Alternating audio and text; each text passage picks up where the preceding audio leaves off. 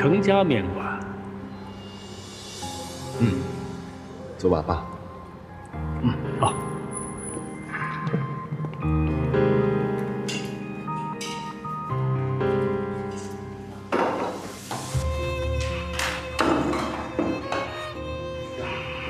好。二位好。二位想吃点什么？就来2碗你们这儿的招牌面吧。招牌面。好嘞，你等会儿啊。2碗招牌面。怎么他在这儿？妈呢？星月，怎么了？想什么呢？没事儿。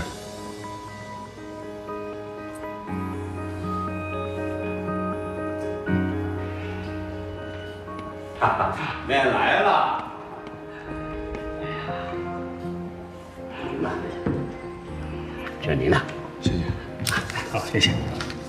请慢一会儿啊。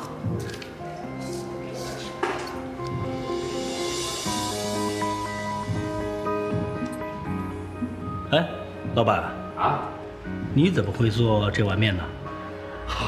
这是我们祖传的。哎，这个浇头跟别的店可不一样，你尝尝就知道了啊。好，慢吃啊。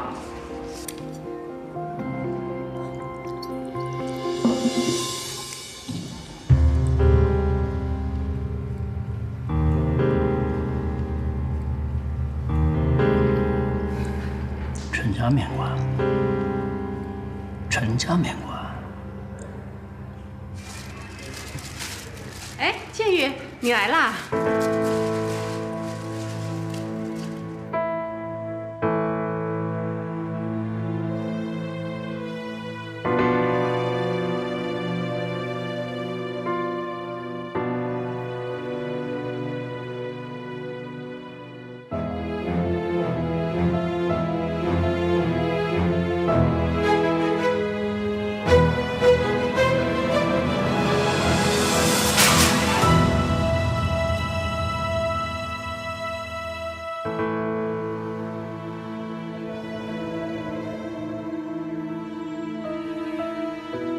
真的是你。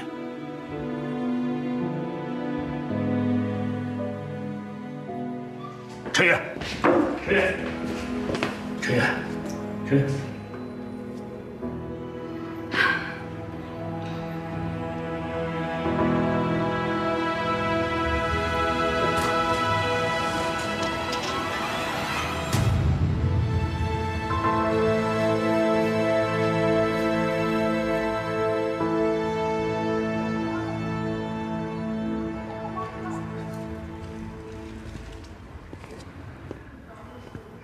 陈月，你就这么不想见我吗？见又怎么样？不见又怎么样？一别20多年，你就没什么话对我说吗？该说的、该做的，都已经说了，还有什么好说的？没想到，你和我居然生分到这个地步。陈月，你可真够狠的。身份。当初你跟我签离婚协议书的时候，不就已经是这样的结局了吗？那我想知道，刚才那个男人他到底是什么人？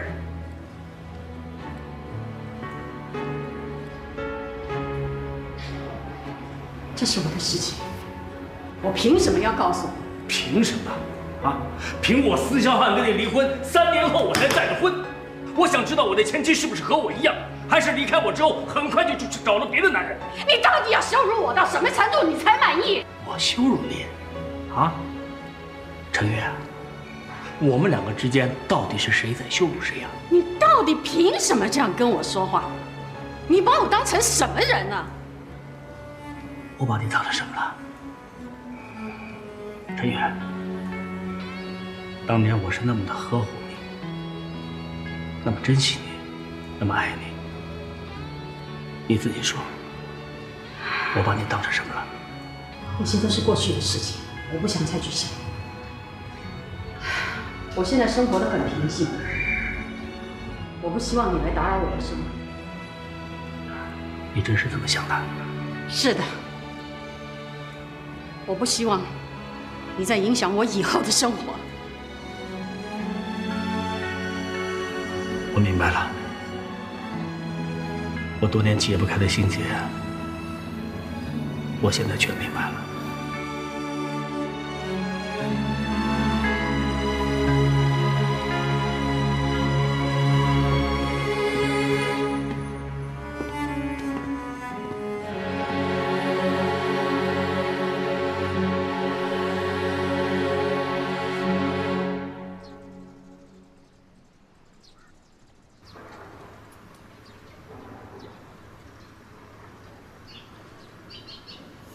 爸，你是不是不舒服？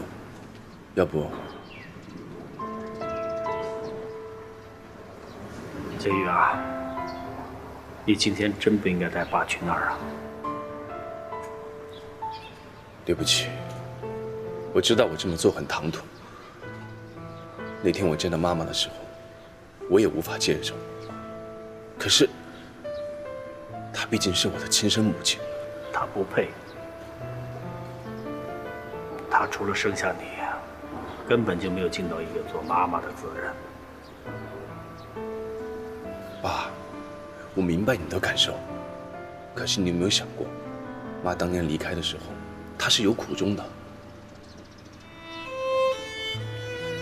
苦衷？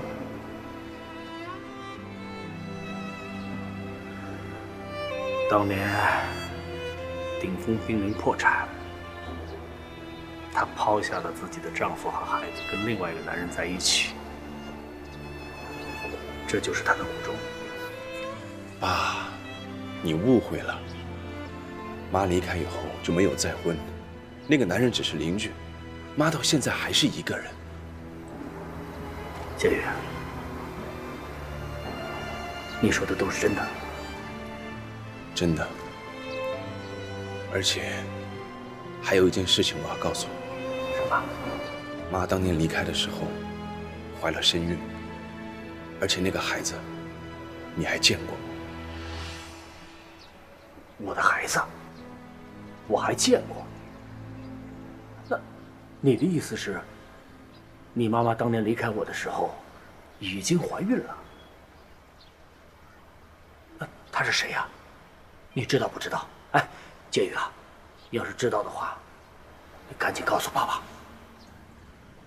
就是我们公司新来的那个法务特助，昌凌云。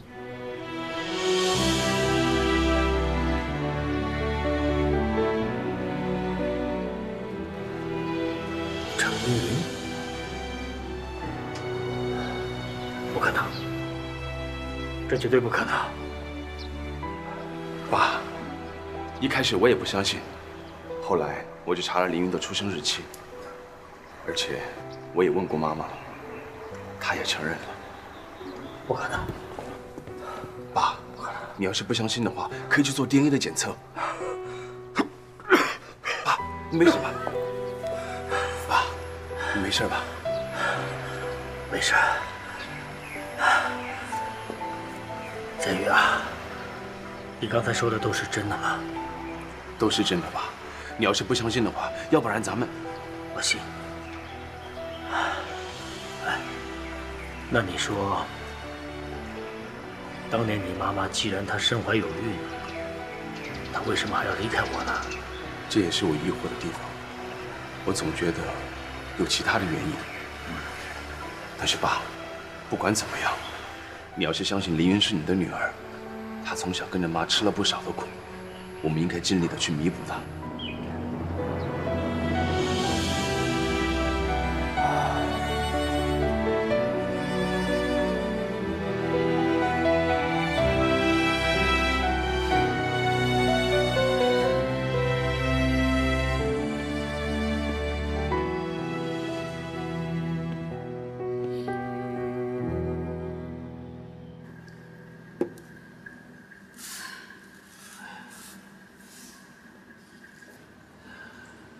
他是凌云的亲生父亲吧？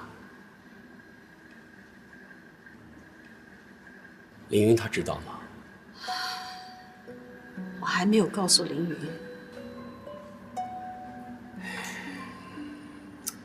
他到底做了什么，把你伤得这么深？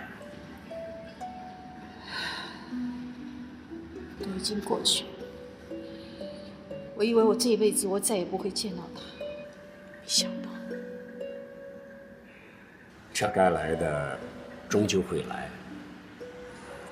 凌云和剑宇是你的孩子，也是他的孩子，你想避是避不开的。我自认我没有做错什么事情，我问心无愧。我只是担心凌云他。凌云他已经长大了，而且非常懂事，他会体谅你的，你就放宽心吧。明阳，有件事情我要麻烦你，什么事？你说。你千万不要告诉凌云他爸爸来过的事。我是不会说的。可是你想过没有，这件事凌云他早晚会知道。与其让他自己知道，不如由你来告诉他。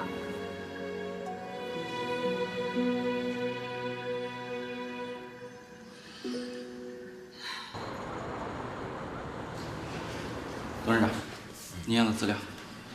好，忙去吧。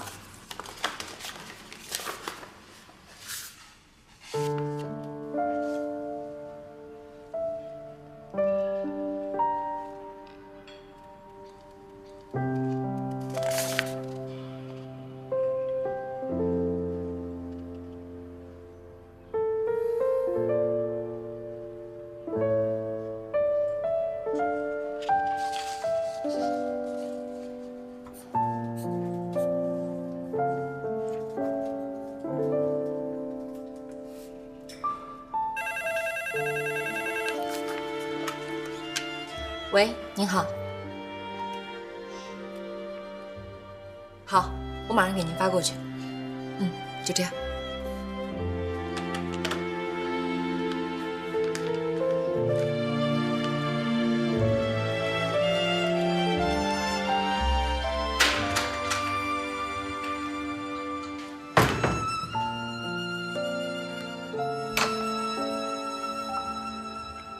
你怎么在这儿？有事吗？去哪儿了？哦，跟一个员工聊点事儿。你去查陈凌云是什么意思？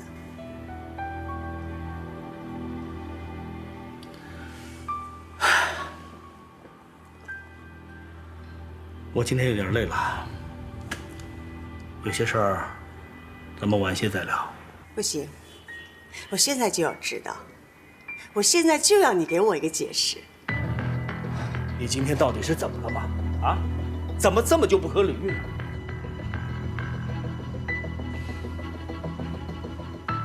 你是不是知道什么了？还是早就知道了？我知道什么呀？那你这么关心凌云的事干什么？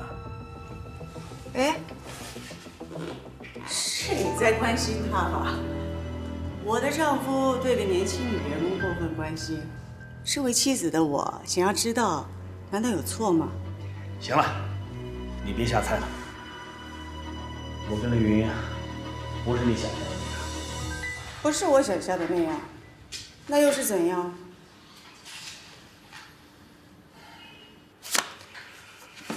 凌云是我跟陈月的女儿。女儿？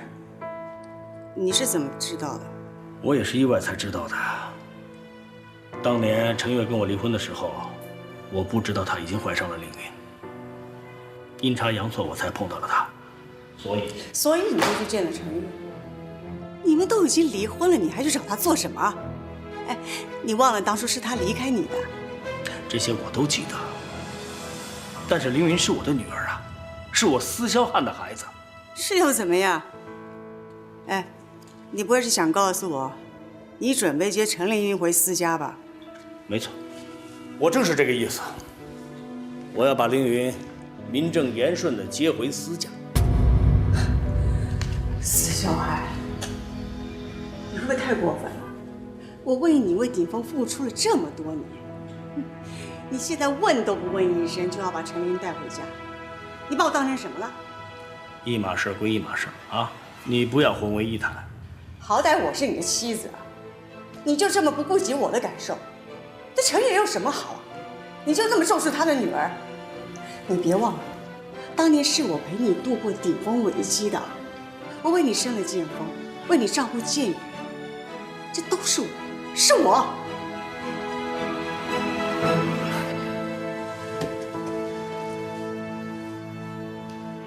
蕾蕾啊，蕾蕾，这些我都记得，我从来也没有忘记过。好，那如果说我永远不会接受陈凌云呢？你都可以接受剑雨，你为什么就不能接受凌云呢？啊？就因为我已经接受了司剑雨一个人了，我没那么大的心胸再去接受另外一个人。我要一个完完全全属于我的家，而不是时时刻刻有陈月的影子。小海，我从来没有求过你，就这一次，我求求你行不行？蕾蕾啊，我亏欠凌云的太多了，我缺席了20多年的父爱，今后的日子呢，我要用我的全力来尽到作为一个父亲的职责。蕾蕾，请你理解我好吗？不理解，我也永远不会接受。司小海，太过分了。哎，蕾蕾，蕾蕾。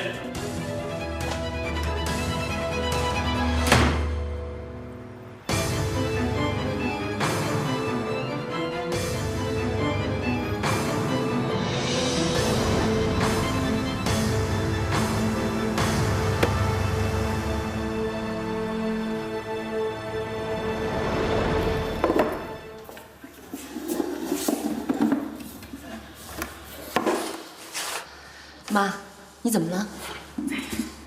今天也不知道怎么搞的，这眼皮一直跳。是不是最近太累了？要不咱们今天早点打烊回去休息吧？啊，也好。来，我来吧，你休息一会儿。辛苦了。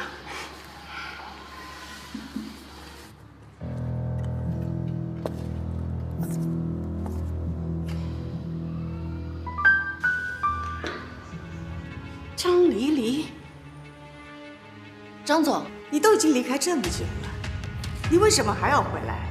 为什么要出现在这里？还带了一个女儿回来，还把她带到司萧汉的面前，你到底安着什么心？你今天来就是要跟我讲这些吗？我告诉你，我什么都没有做。你什么都没做，那为什么司萧汉知道她的存在？你到底在说什么？哼，事情都已经到了这个地步了，你还说你不知道？我知道什么？妈，他到底在说什么？凌云，你先出去。你是不是有什么事情瞒着我？凌云，你听妈的话，你先出去，先出去。不，我不出去。陈月，你自己不敢告诉你女儿，偏偏跑去告诉了司萧汉。我真不知道你的心思原来这么的深呢。哼，你跟司剑雨还真是亲生母子呢，一样的阳奉阴违，一样的龌龊下贱。你别太过分了，我不许你这样说我的孩子。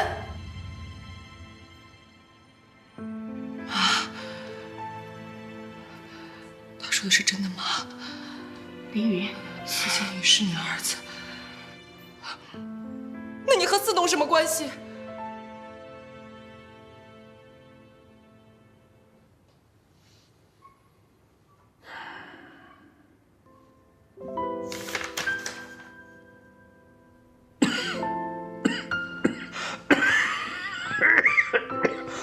爸，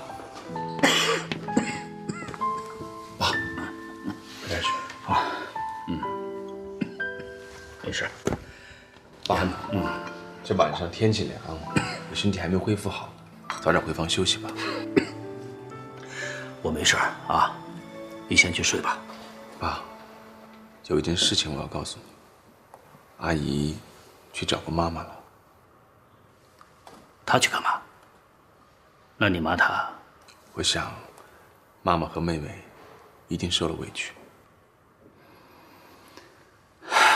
黎黎的脾气啊，我是知道的，她那儿我去说。那这样说来，凌云知道我是他的父亲了。爸，那以后我们该怎么处理啊？这个女儿，我必须认。你让我想想，让我想想。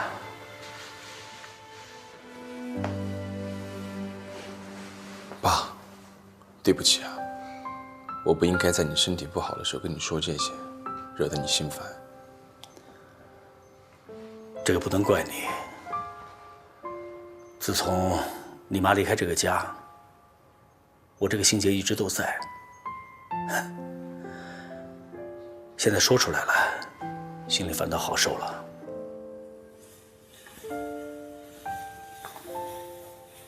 爸，当年妈妈为什么要离开？我怎么一点印象都没有？那个时候你才5岁，不记得是正常的。那一年，顶峰的合约方片面解约，公司的资金链断裂，濒临破产。爸爸被人四处逼债，我就到处融资，想救回顶峰。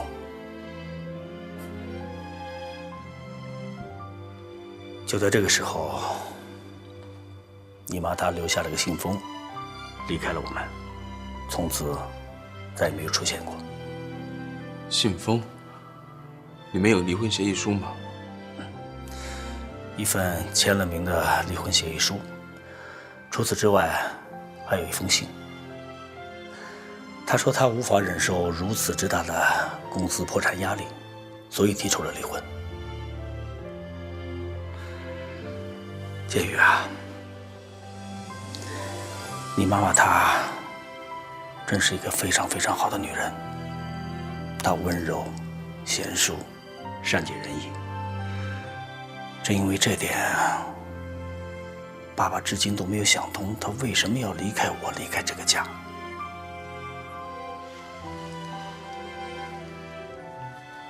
爸，不管妈妈当年怎么样，凌云她都是无辜的，她从小吃了这么多的苦，这些本来不应该是她面对的。是啊，我们亏欠凌云的太多了。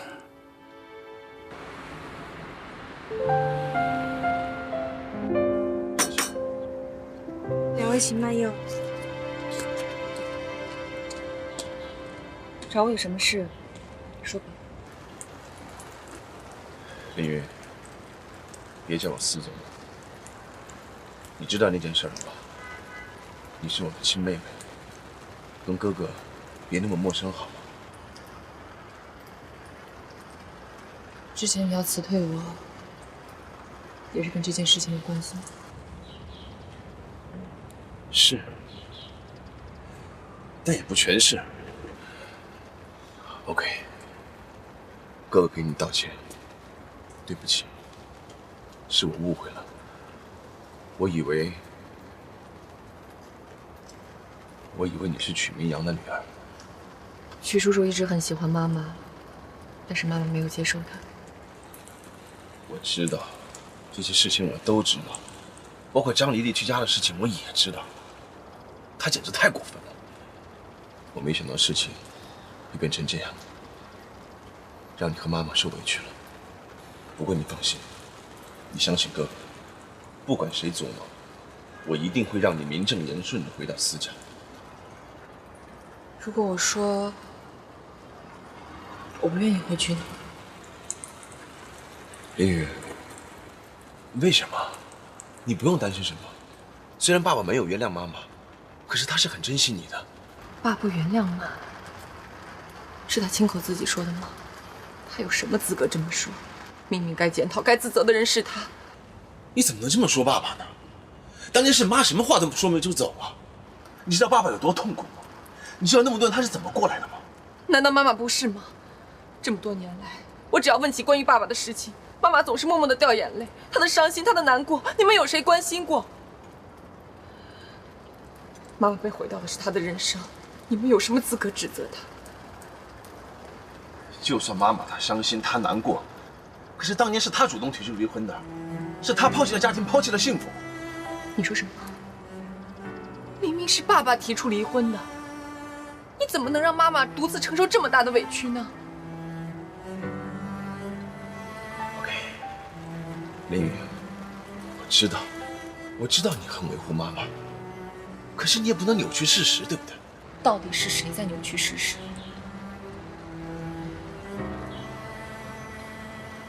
我想这中间肯定有什么误会。不管有什么误会，我都不希望你爸爸再来打扰妈妈的生活。也请你转告他，我可以承认他是我爸爸这个事实，但是我永远都不会接受他，更不会回到四家去。林云，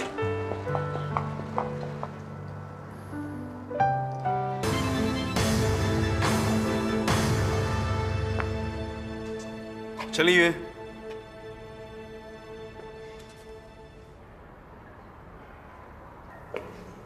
陈凌云，我有话跟你说，走吧。没空。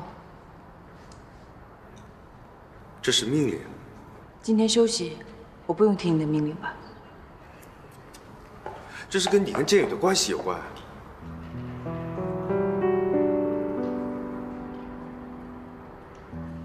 是司总告诉了你我的身世。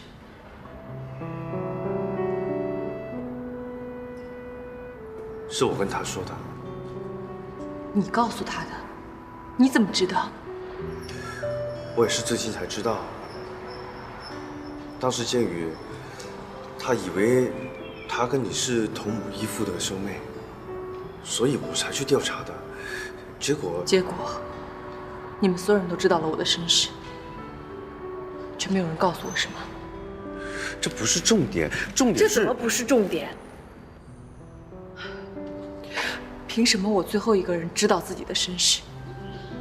凭什么你们所有人都可以调查我的身世、探查我的隐私？你们都有自己的想法和道理，为什么呢？为什么我只能听你们的？为什么呢？不是你先冷静一下吗？冷静？你要我怎么冷静？我居然进了跟我失踪20年爸爸的公司，而我的哥哥是我的顶头上司。 我妈有我妈的苦衷，我不能怪她；我哥有我哥的立场，我也不能怪他。可是你呢，副总？你和我有什么关系？你凭什么调查我？你既然已经调查出来了，你为什么没有在第一时间告诉我？你就那么喜欢掌控别人吗？真的不是这样的，我是发现建宇他对你的态度已经开始影响到他的工作上的判断，所以我才要去调查的。 而且关于你，我真的不愿意因为这件事情影响到你的工作。工作？都到这个时候了，你还在跟我谈工作是吗？你以为我会感谢你吗？真的不是这样的，这……好，咱们今天就把话说清楚。从现在开始，我正式跟你辞职，你那个竞业限制让他见鬼去吧。还有。 我宁愿给我妈开面馆，我也不要回顶峰。你真的要离开顶峰？是。你是真的对顶峰一点留恋都没有吗？没有。那天都项目呢？没有。你的那些策划呢？没有。你向往的天都项目，围绕着它的那片绿地呢？没有，没有，我都说了没有。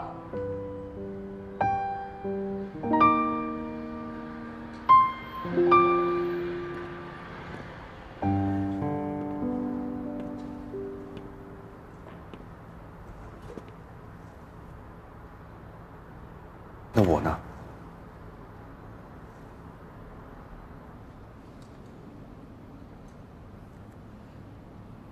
你什么？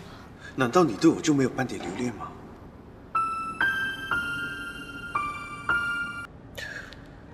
记得我第一次看见你，你是当代驾。当时我在想，怎么会有女生做这种职业？还记得你对我的态度很差，这是你留给我第一个印象。那是因为……你先听我把话说完。我第二次见你，是在学校毕业典礼，没想到你竟然是全科优秀。当时我是挺欣赏你。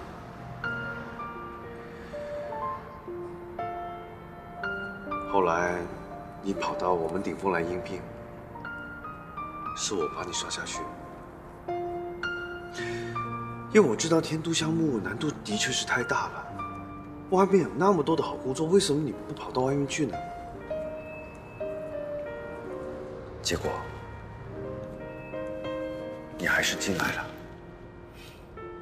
后来你凭着自己的努力，越做越好，甚至你感动到我们。我们是因为你才相信天都项目到最后一定会成功。后来，建宇他发现你跟他之间的关系，他误会了你和他是同母异父的兄妹，所以他才要处处的针对你，才要把你赶离开鼎丰。当时我真的是很担心，我以后再也见不到你了。我是很担心，如果有一天我走进办公室，我再也看不见忙碌的你，我会是什么感觉呢？你明天就知道了。要是可以的话，我宁可一辈子我都不知道。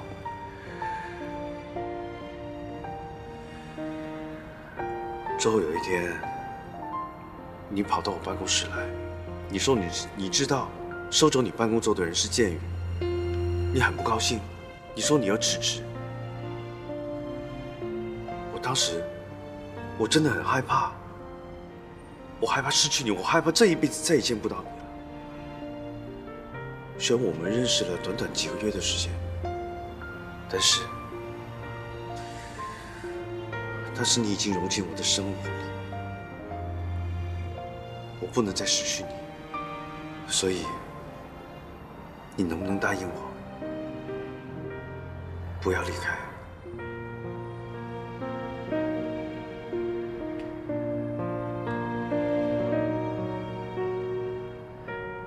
你让我留在你身边干什么呢？工作拍档吗？只要你愿意，我们……如果我不愿意呢？我问你，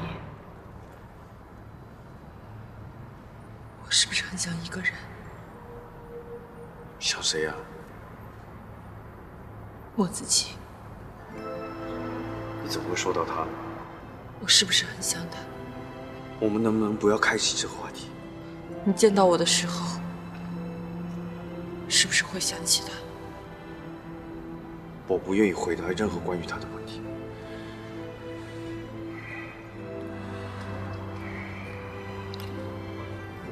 好了，我知道了。都已经这么晚了，都早点回去休息吧。陈丽玉，任何感觉都会变成一种习惯，我不想成为你习惯中的一部分。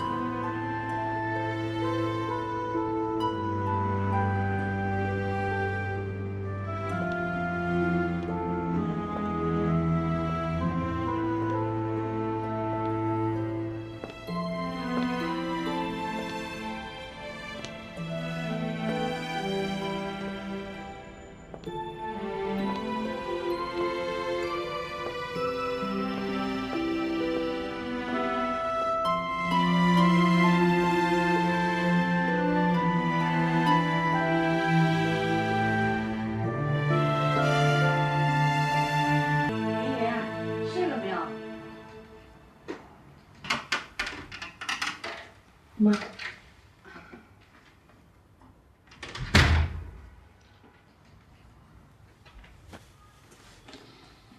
这么晚了，怎么还没睡呀？睡不着。有心事，要不要跟妈说说？我辞职了。辞职？妈不是让你不要辞职吗？我不想在那个人的公司上班。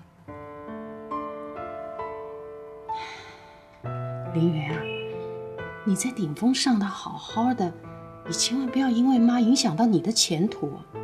我想得很清楚了，妈，你那么辛苦的把我养大，如果我还在那个人公司上班，我心里过不去这道坎儿。再说了，我这么有能力，还怕找不到工作吗？可是，林云，妈希望你能够多考虑考虑。我还考虑什么呀？妈还是希望你能在顶峰上班。为什么？顶峰是那个人的公司啊。可是你哥哥在。我知道这20年来，建宇他也吃了不少的苦，可是这都是妈造成的。但是我也不能帮他任何的忙，所以我希望你能够帮帮他。再说，你们是亲兄妹，你帮他也是应该的。凌云，你千万不要因为妈和那个人的事情影响到你们的前途。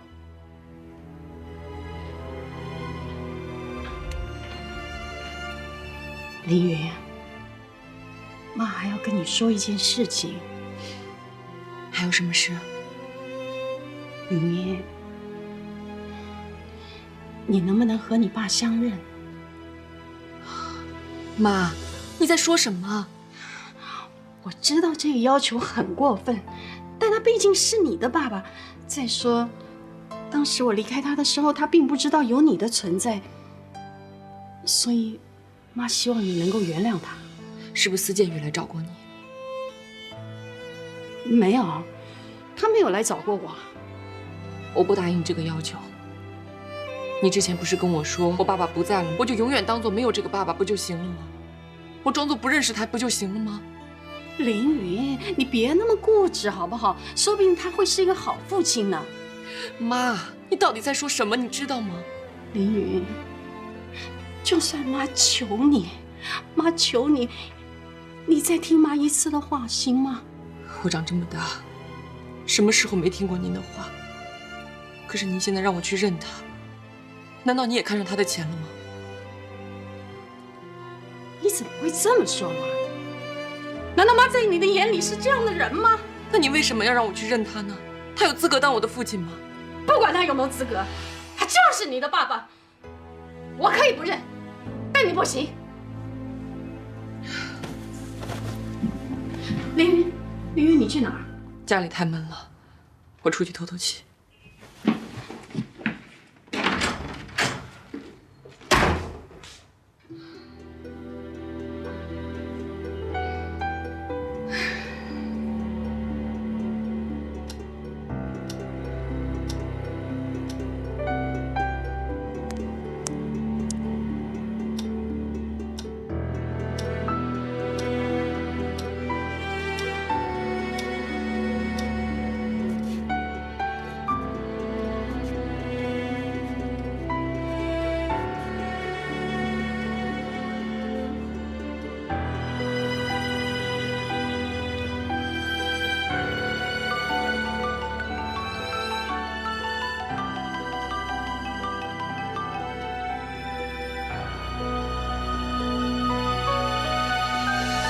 什么？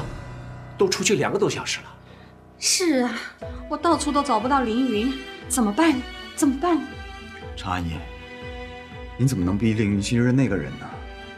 其实现在心里最难受的人就是他。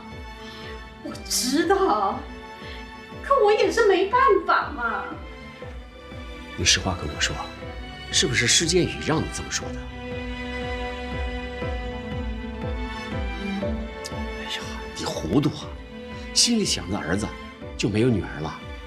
现在都别说这些了，现在赶紧找到凌云比较重要吧。这大半夜的，他一个女孩子家在外面怎么办呢？你不要担心啊，现在外面的治安也没那么糟糕。这样，我跟曲恒再出去找找啊。常阿姨，你别担心，我刚刚给朋友们打过电话，他们都在帮忙找，我现在就出门去。啊，你守着常阿姨，我一个人去就行了。快去。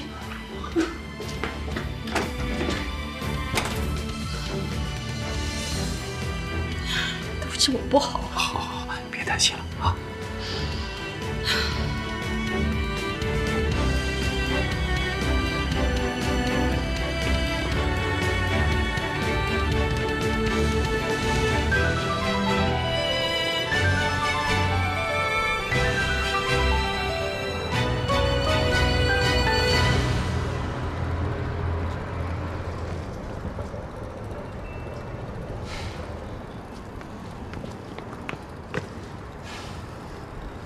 终于找到你了，怎么一声不响就跑出来？你知不知道常阿姨多担心啊？我想一个人静一静。都2个小时了，已经够了吧？听话，跟我回去，免得他们担心。啊！哎，你能陪我聊聊天吗？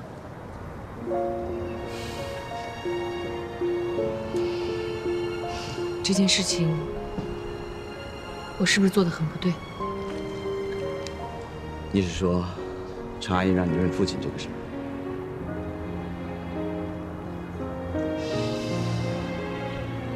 我也不知道为什么我妈让我这么做。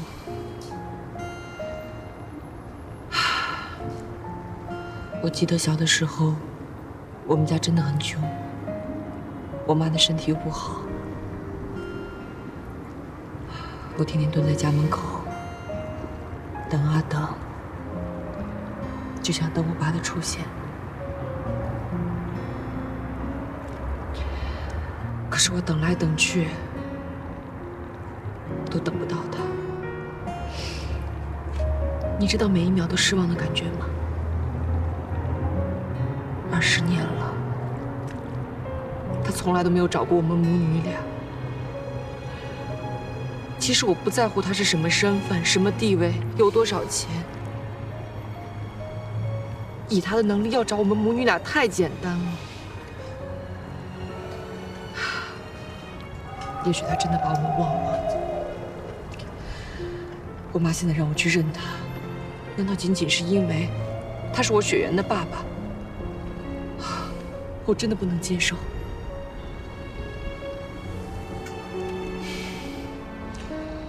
接受不了，咱们就不接受。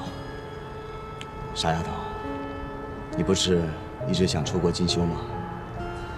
我陪着你，咱们一起出国好不好？出国，我放心不下我妈。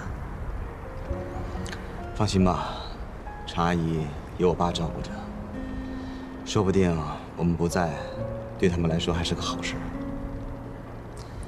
再说了，未来会怎么样，谁知道呢？是啊，未来会怎么样，谁知道？不过说真的，你说你跟我一起出国，那地姐那边的工作怎么办？当然是辞职了。我不知道未来会怎么样，但在我想象的未来里，一定都有你。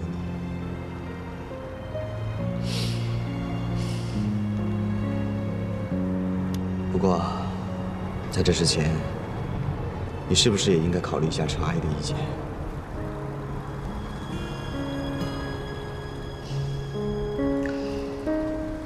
我相信，常阿姨让你认司萧汉父亲，一定不是她的本意。为什么？也许是常阿姨的心病吧。心病？这个心病就是司建宇。凌云，你想，常阿姨那么坚强的人，什么事情能让她变得脆弱，而且还放弃自己的原则？也只有你和司建宇。尤其是司建宇，常阿姨对他的愧疚，是我们没有办法想象的。尤其是常阿姨知道张丽丽是怎么对司建宇以后，要不是因为有你的话，我都想象不出常阿姨会做出什么事情来。应该是这样。那我们现在应该怎么办呢？我想，只有委屈你，先帮着你的司建宇。这样才能解开程阿姨的心结。其实我们都明白，司建宇和张丽丽的斗争之中，最重要的就是司萧汉的表态。我想，你认了司萧汉，会对司建宇有很大的帮助。弄了半天，你刚才是在哄我啊？你还是想让我留在顶峰，去认司萧汉？我并没有在哄你，只不过，如果不解开程阿姨的心结，我想你也不会开心的，对不对？况且，这也不需要很长时间，只要等天都项目结束就可以了。天都的项目？没错，其实天都项目就是司建宇用来对付张丽丽的资本。如果这个项目成了的话，那司建宇就在顶峰站稳了脚跟。而且，你不要忘了，天都项目是你毕业以后第一个工作。你想啊，你为了这个项目付出了多少努力，多少心血，遭受了多少白眼。如今这个项目好不容易进入正轨了，你真的舍得放下？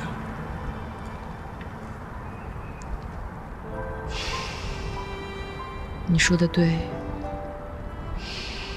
这是我第一份工作，怎么能说放弃就放弃呢？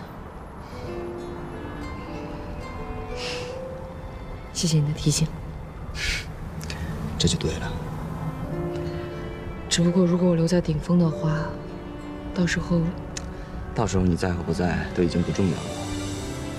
而且据我估算，这个项目最慢只需要半年。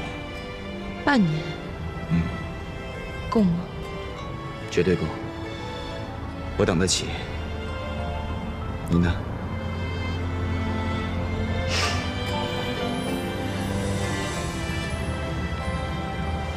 好啦，不说不开心的事情了，聊点开心的。明天中午想吃点什么？我给你送到公司去。都行啊，辣的吧？那就麻辣香锅。不行，麻辣香锅吃多了会长痘的，你这样不漂亮了。我不喜欢长痘。要不然我可以去给你买。好，今天的会议就开到这儿了，散会吧。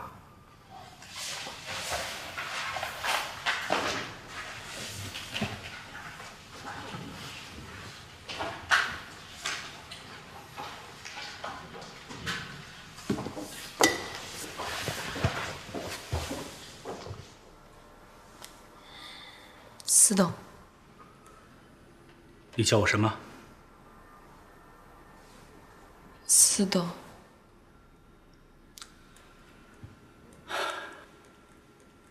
这个房间里现在只有我们两个人，你可以叫我爸爸的。当然，一时改口也不容易，但是你心里要清楚，我是你爸爸。我真是没想到，你居然是我的女儿啊！这20年，你受苦了。我没吃什么苦，吃苦的是妈妈。好了，过去的事情我们不再提了。从今天开始，你就是我司萧汉的女儿。我要把这20年亏欠你的父爱10倍、100倍的补偿给你。陈月这个人呐，什么都好，就是脾气犟。哼！既然早知道她已经怀上你了，就应该告诉我呀，否则我们也不会分别20年呢。你是在责怪妈妈吗？我心疼的是你。你不是说之前的事情不要再提了吗？好吧，过去的事情咱们不再提了。这样，要不要爸爸陪你四处逛逛？或者是你想去国外旅游的话，尽管说出来，爸爸一定满足你。这些都不用了。我今天来只是想跟你说一件事，我希望我以后是凭自己的能力在顶峰工作，不需要任何特权和优待。你还是不肯原谅爸爸。其实我昨天已经向副总辞职了，但是我想来想去，还是决定留下来。我只希望你能答应我这个要求，你能答应吗？好吧，爸爸答应你。我心里很清楚，要你接受我不是一朝一夕的事情，但是只要我们父女有机会相处，你一定会体谅到，爸爸是真心想补偿你的。这些事情以后再说吧，没别的事的话，我先去工作了。玲玲，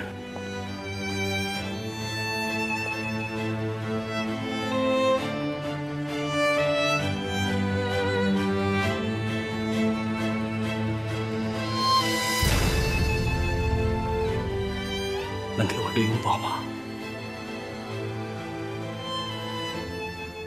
爸爸这一辈子没有抱过自己的女儿。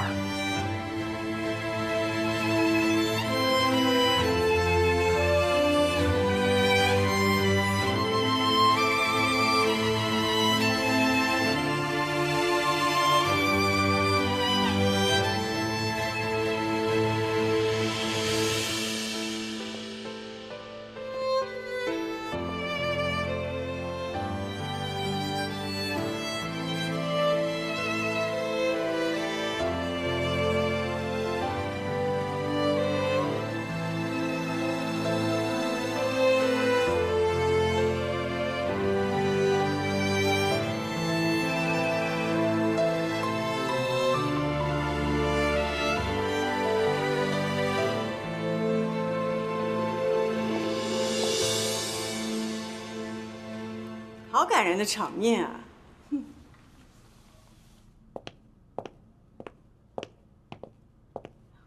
看来我来的不是时候啊。小海，你也太着急了吧？还不知道是不是自己的女儿呢就抱上了，万一要不是呢？张总说的有道理，要不这样吧，我们去做个 DNA 鉴定，好吗？不用，你就是我的女儿，这点我敢肯定。可是张总好像有不同的看法。那是开玩笑的，林云，我第一次见到你就特别喜欢你，没想到竟然还是一家人呢。啊，对了，你叫肖汉爸爸的话，那你是不是也该叫我一声妈呀？张总可真会开玩笑啊！不好意思，我只有一个妈。爸，我去工作了。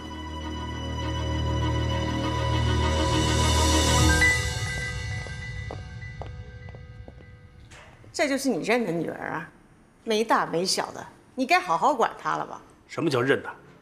那就是我的女儿。丽丽啊，你也这把岁数了啊，不要整天的跟小贝斗来斗去的，一点涵养都没有。我可告诉你啊，以后不许针对凌云，听到了没有？我哪有这个闲工夫？没有就好。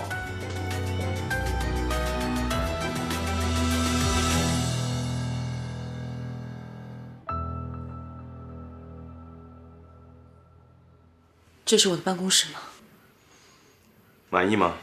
有什么要求就告诉我。我还是在原来的格子间办公吧，这里可是副总裁办公室。只要你点头，你也可以当副总裁。司总，你不用这样。还叫我司总，是不是还在怪我？不是的，我只是觉得我还是我，我还是原来的程凌云，我还要在原来的那个天都项目组，我不希望有任何改变。如果是这样，我宁愿离开。好，听你的，都不改变。不过，你对我的称呼是不是要改一改？称呼？我知道你不肯认爸妈，不过我这个哥哥，你不至于不认我吧？哥，哥以前做的不对的地方，你不要生我的气。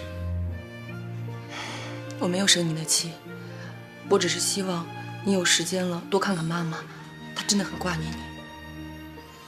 我会好好孝顺妈妈的，也会好好的照顾你。我们是一家人嘛，对不对？对，我们是一家人。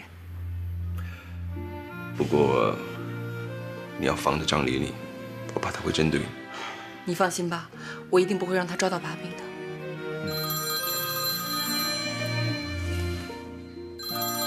喂，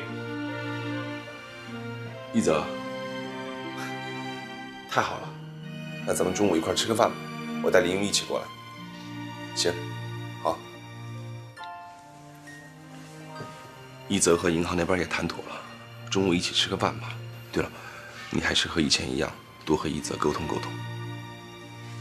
算了，还是你们俩去吧。我行了，听哥的话，走。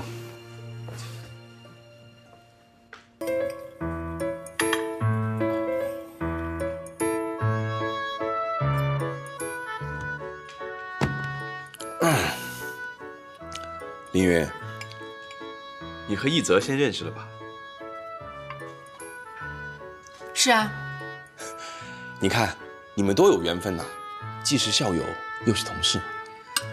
你到我们学校招聘，招来的当然既是校友，又是同事了。说的也对。不过哪有我们这么亲近的，对不对，一泽？是啊。林月，我吃好了。副总，你吃好了吗？我有点事想和你说。哦，我吃饱了。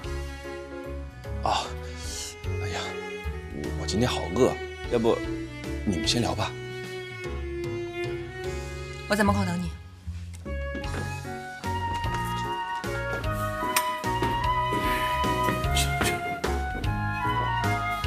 加油，该吃了。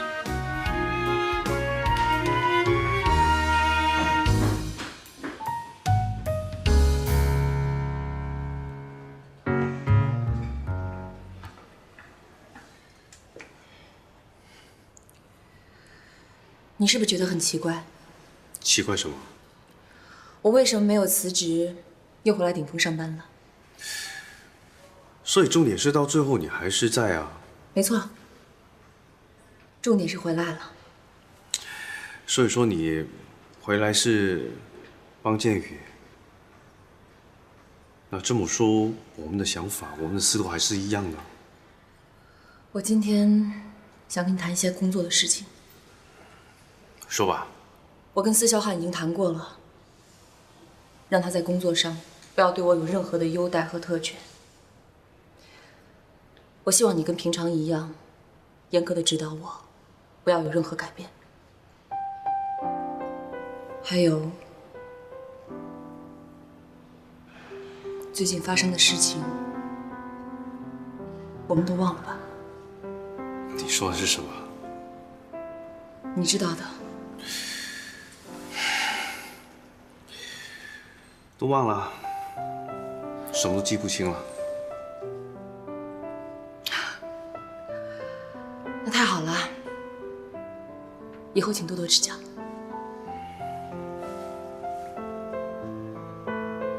好，那我先提醒你一下，别以为你有一个很大的靠山，以后我还是会秉公办理。那就最好不过了。好了，那我先走了。哎，林云，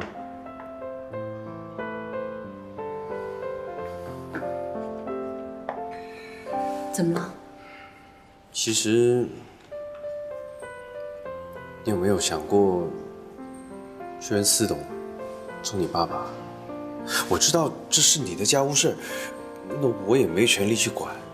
可是我见到建宇这么多年来，他真的很辛苦，真的想尽所有的办法，就想见到你跟司董相认。那你可以当初是帮他，或者是帮你自己，又或者是，反正你自己好好的去考虑一下吧。建宇受了什么苦？有什么委屈？他是吃不上饭，还是睡过马路？别这么说嘛，这要说委屈，要说吃苦，吃过苦，受过委屈最多的是我妈。小的时候，我们家真的很穷很穷，经常吃不上饭，交不起房租。我妈生病了，也没钱去看医生，就这么扛着。可是吃这些苦又能算什么呢？再苦也比不过我妈心里的苦。我记得小的时候，我问我妈：“爸爸呢？爸爸在哪儿？”我妈什么也回答不上来。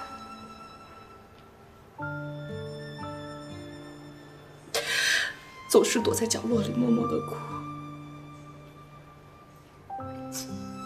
啊，真的那时候真的很不懂事。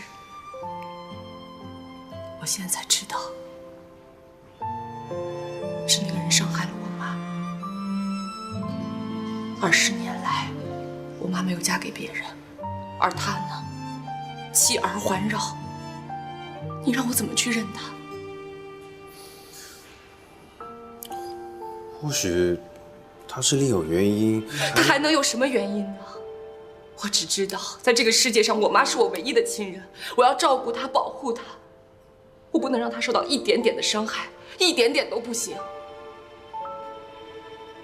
你也有妈妈，如果你曾有过，用尽全力的保护一个人，如果有的话，我想你能够体会。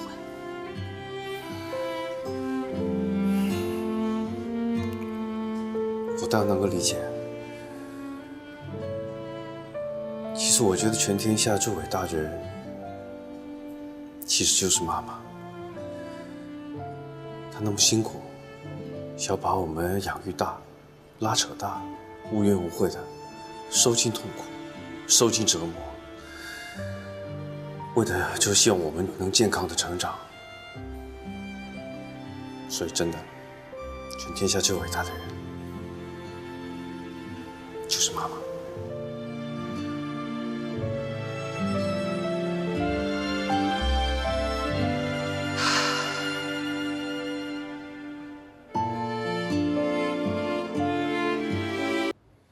今天会议最后说一项人事任命。陈丽云，我们和缔结的合作基本上已经定下来了，现在需要一位和缔结的对接人，公司打算让你做。我吗？这可是代表领峰。好。你和李可多聊一聊，先把发布会和募资优惠流程定下来。没问题。散会。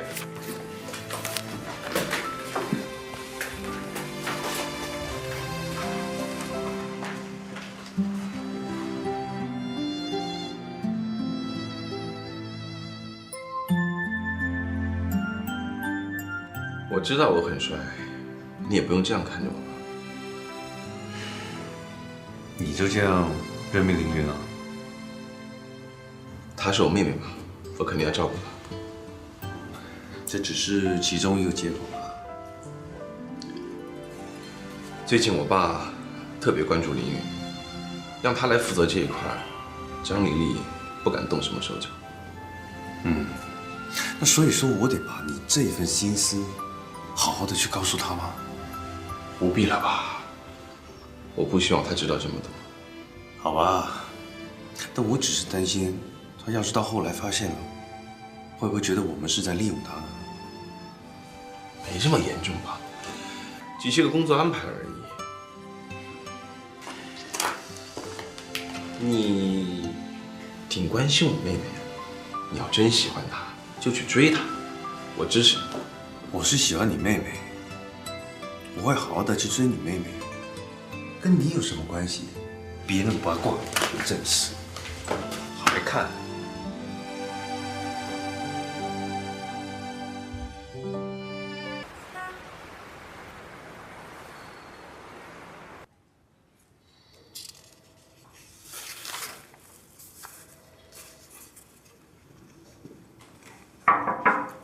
天云，地级的人来了。哦，好。是你，凌云。原来你们认识呀？那我就不用介绍了。你们谈，我先出去了。真没想到，顶峰派的代表居然是你。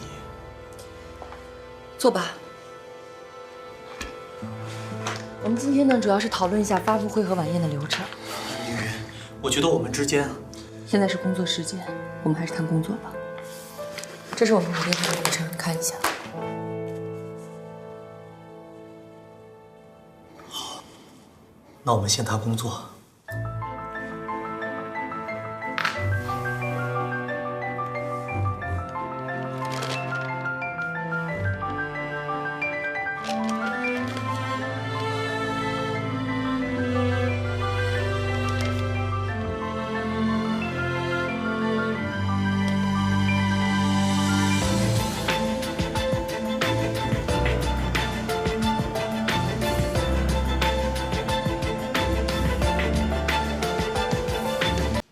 如果你没有什么事的话，我先走了。凌云，放开我！你听我解释。毕竟我们曾经相爱过，你听我说几句话都不行吗？好，我听你解释。你说。你是知道的，我家境不好。这就是你的解释吗？我家境也不好。可我是男人，我想拥有自己的一份事业。可你看现状呢？房子1平米要2、3万，随便上街吃顿饭都怕被别人宰。这个城市怎么让人生活下去？我从小就是尖子生，每个人看到我都觉得我仪表堂堂，将来一定会有发展，有前途。可结果呢？没有背景，没有靠山，想要成功比登天还难。不试试怎么知道自己不行呢？试试？你怎么知道我没试过？我发过多少份简历，你知道吗？可有什么用？我才值多少钱？一个月2、3千块，连门口卖鸡蛋饼的老大爷都比我挣得多。从那一刻起，我就下定决心，不管用什么方法，我一定要把握住机会，向上爬。所以你就转向了葛倩茹，这就是你的理由吗？葛倩茹她喜欢我，她可以帮我，但那个时候我真的犹豫了很久很久，最后才下的决定。凌云，你知道，这个社会越来越现实，感情根本主导不了生活。我想要爱情，但我更需要面包。我只是做了一个小小的选择，我并没有多大罪过呀。我觉得我们还可以做朋友。朋友？你觉得还有可能吗？韩启明，我就问你一句，你爱葛倩茹？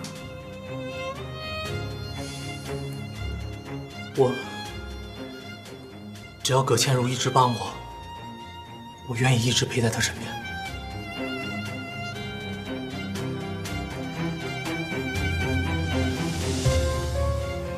原来我对你还有恨，但是现在什么都没有。你知道为什么？因为我发现你不值得我爱。现在想想，这3年来我对你做所有的一切，就像一个笑话一样。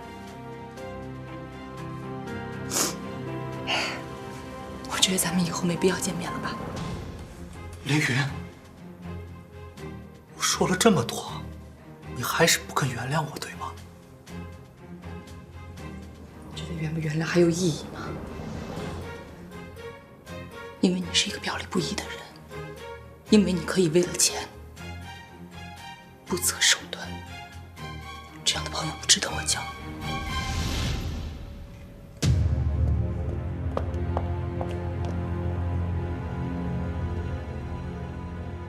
程凌云，你等着，我一定会成功的，你会后悔的。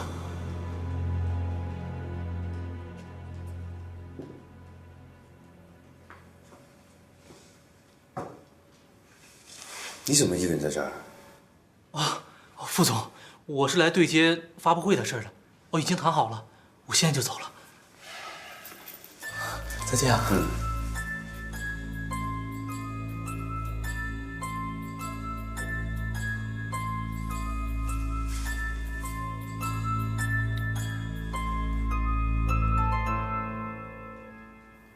我们可以见面吗？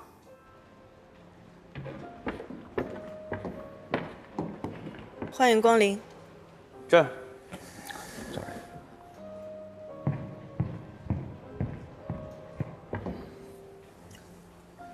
副总找我什么事儿？那我就直接说了。你说。我是希望你能换掉跟我们宣传对接的人选。为什么？是因为我们的员工做了什么违反协议的事吗？那不是。那是因为那个人叫韩启明，我希望你能把他换掉。韩启明？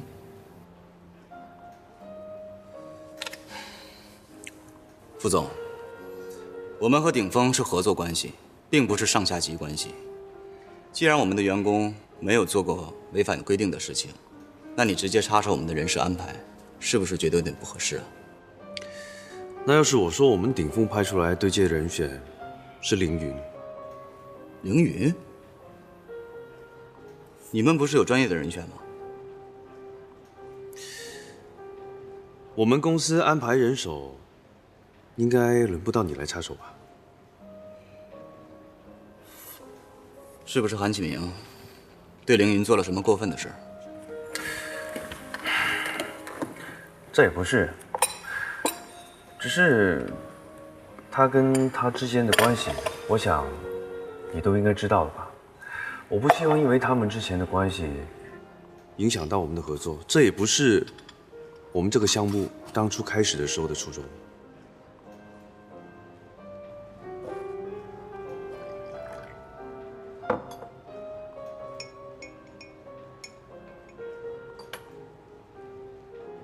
如果傅一泽真的在意公司的对接，那么他应该替换下凌云，而不是这么冒昧的来要求我更换韩启明。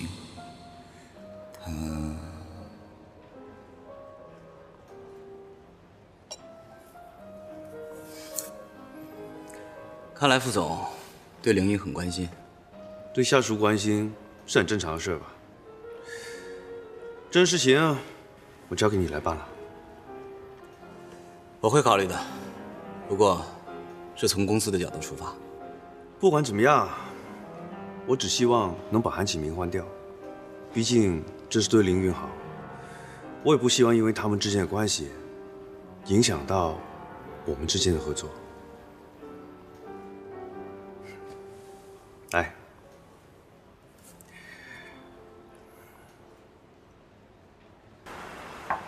进来。徐总，您找我。请坐。韩启明，天都项目的对接你不用负责了，我会让你接手其他工作。为什么呀？我觉得你不大适合这工作。不适合？不会是因为凌云吧？鉴于你跟凌云原来的关系，确实不大合适这工作，希望你可以理解。我不理解，既然是因为我和凌云之间的关系，那为什么要更换的是我而不是他呢？难道我们缔结就比别人矮一头，遇事就要让开？韩启明，这只是普通的一次工作调动，你不要小题大做。小题大做？我看你是怕我把事情闹大了。你别以为我不知道，你一直深爱着凌云，你这是以权谋私，公报私仇。该说的我已经说了，你可以出去了。曲恒，你什么意思啊？你少搁这给我摆什么老总的威风！你别以为我不知道，你一直都针对我。没错，我是跟凌云分手，但是我曾经拥有过他。你呢？你对凌云付出那么多，凌云他领你情了吗？啊？你以为你把我赶出这个项目，凌云就可以对你感恩戴德、投怀送抱？你做梦吧你！我告诉你，现在凌云已经跟顶峰的2个高富帅天天缠在一起，你呀，你连个手指头你都插不进去。韩启明，我警告你，你如果再多说一句，我就对你不客气。你现在马上给我滚出去！好，我也告诉你，这件事我会申诉的，哪怕是搞到周总那儿，我也会抗争到底。是吗？那你就真给我看看。周董，现在是上班时间，你先回去吧。啊，好的。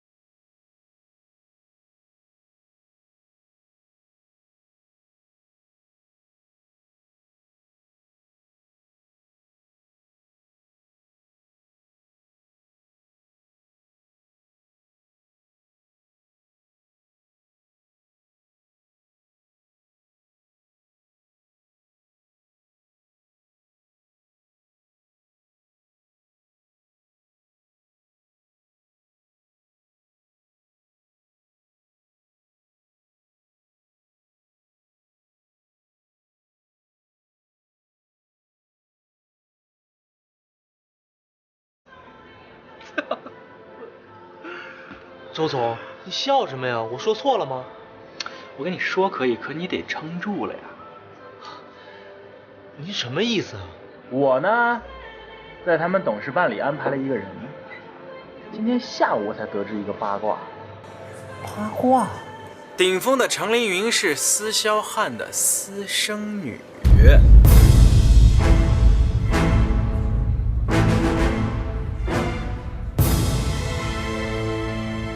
你看吧，我叫你撑住吧。你说的是顶峰的董事长？没错啊，就是顶峰的董事长。顶峰董事长的独生女，你把人给甩了。哎，不对呀，凌云他们家是开面馆的呀，怎么可能是？千真万确。程凌云现在比司建宇还得宠，就连张丽丽都拿他没有办法。启明啊，你牛啊！哎，我从心底里给你点个赞。来，喝酒。哎呀，别想那些事儿了啊！哎，你干嘛呢？玩什么呢？我看看。